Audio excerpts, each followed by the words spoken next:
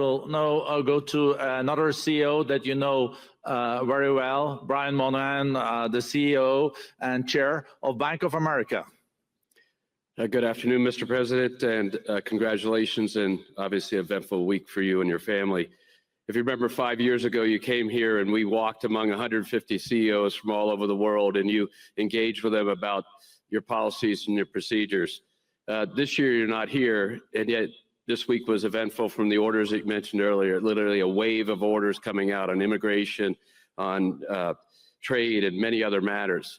And so, as a representative of the United States here, we got a lot of questions about what does all this mean and how would the president square this with his clear focus on growth, prosperity, market growth, stock market growth, a good bond market, and bringing down prices. So how do you think about the impact of all these orders and how fast they come out, and how you're going to balance them with that scorecard of being successful in both continuing GDP growth, bringing down inflation, and also having good stock price? Down to 21%, the corporate tax.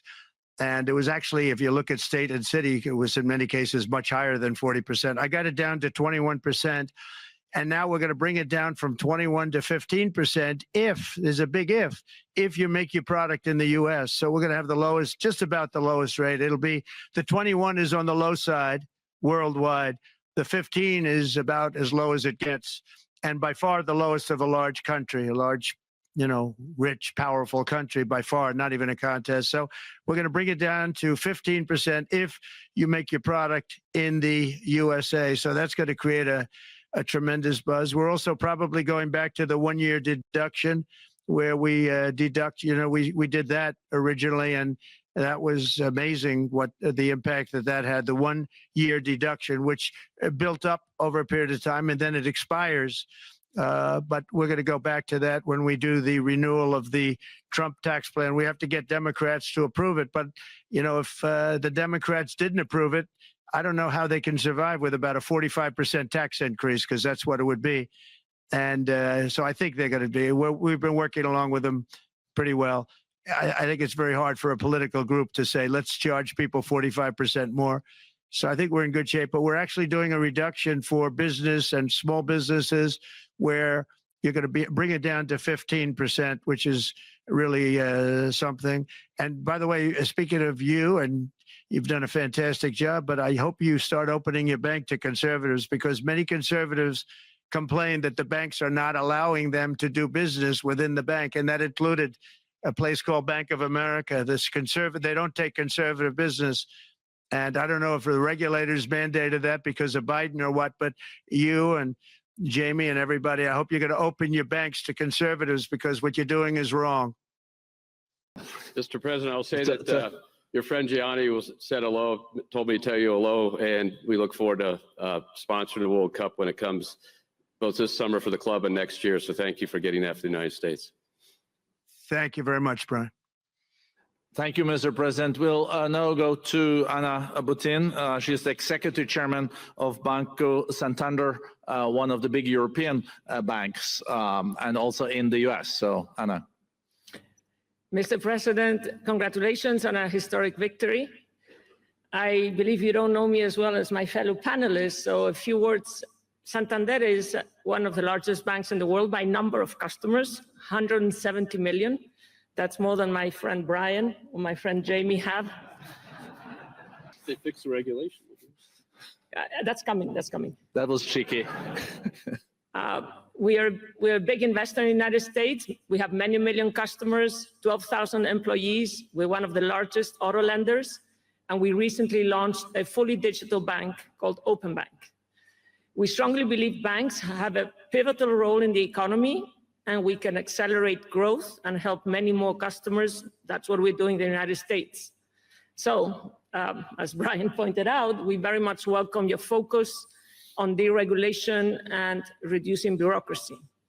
So my question is, what are your priorities in this regard, and how fast is this going to happen? Thank you very much. I think it's going to, thank you and congratulations. I know very much about your bank, and you've done a fantastic job. Congratulations. We are going to move very quickly. We've moved very quickly. We've done things in the last 3 days that nobody thought were possible to do in years. And it's all taking effect. It's going to have a huge impact on the economy, a huge positive impact. Money was being wasted on crazy things.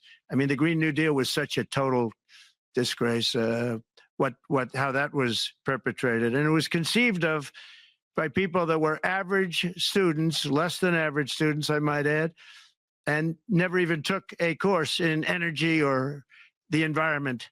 It was just a game. Remember, the world was going to end in 12 years. Remember that? Well, the 12 years has come and gone. It was going to end. It was going to all foam into earth. But you know, the time has come. These people, and they really scared the Democrats large. I can't say the Republicans. The Republicans maybe could have fought harder to stop it, but it's been a tremendous waste of money. You know, during my 4 years, we had the cleanest air, we had the cleanest water, and yet we had the most productive economy in the history of our country. We had the most productive economy until COVID came. We had the most productive in the history of our country by far, and actually, you can look worldwide. We were beating everybody from China to everybody else. So, and we think we really now, with what we have learned and all of the other things that have taken place, we think we can even far surpass that. Actually, far surpass it. But we do. One thing we're going to be demanding is we're going to be demanding respect from other nations. Canada, we have a tremendous deficit with Canada. We're not going to have that anymore. We can't do it. I don't know if it's good for them. As you probably know, I say you can always become a state.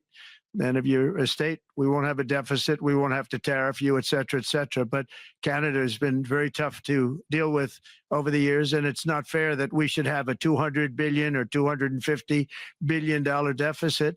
We don't need them to make our cars, and they make a lot of them.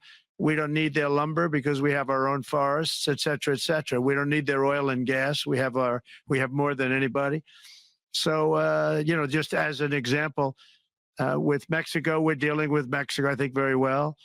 And we're just, you know, we just want to be treated fairly with other nations, because there's hardly a nation in the world, and I blame this on us, and I blame it on politicians that, for some reason, mostly it's stupidity, but you could also say other reasons, but mostly stupidity. They've allowed other nations to take advantage of the U.S., and we can't allow that to happen anymore. You know, we have debt.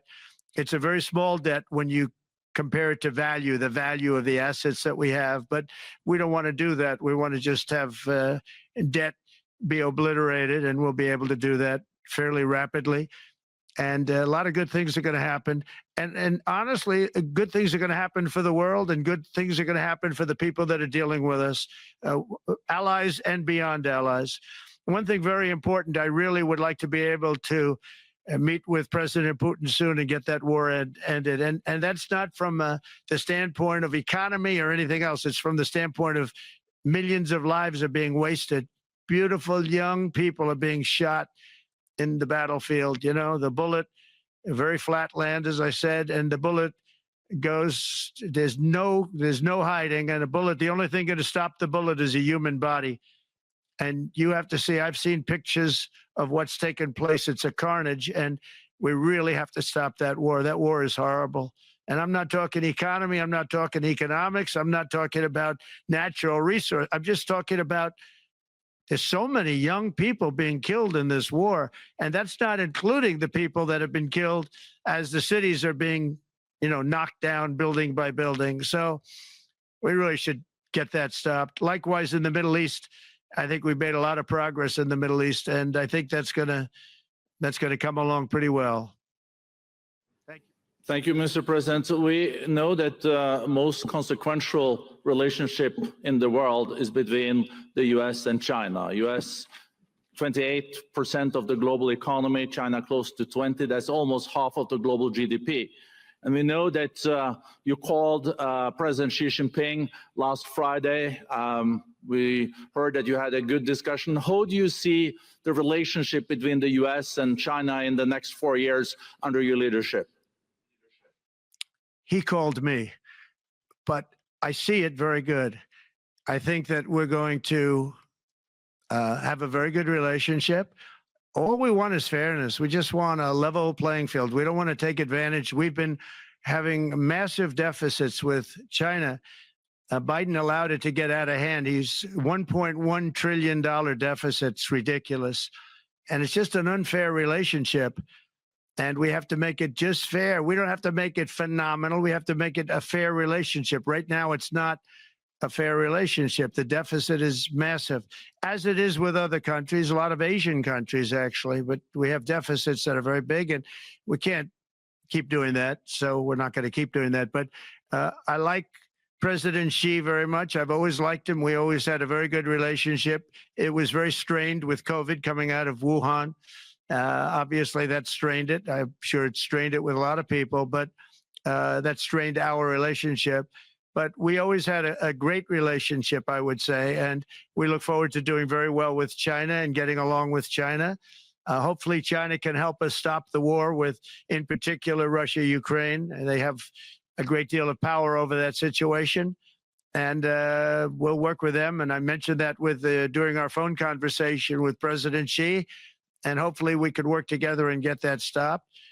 We'd like to see denuclearization. In fact, with President Putin, prior to an election result, which was frankly ridiculous, we were talking about denuclearization of our two countries, and China would have come along. China has a much smaller right now nuclear armament than us, or field than us, but they're going to be catching it at some point over the next 4 or 5 years. And I will tell you that President Putin really liked the idea of cutting way back on nuclear. And I think the rest of the world, we would have gotten them to follow. And China would have come along too. China also liked it. Tremendous amounts of money are being spent on nuclear. And the destructive capability is something that we don't even want to talk about today because you don't want to hear it. It's too depressing. So we want to see if we can denuclearize, and I think that's very possible. And I can tell you that President Putin wanted to do it. He and I wanted to do it. We had a good conversation with China. They would have been involved, and that would have been an unbelievable thing for the planet.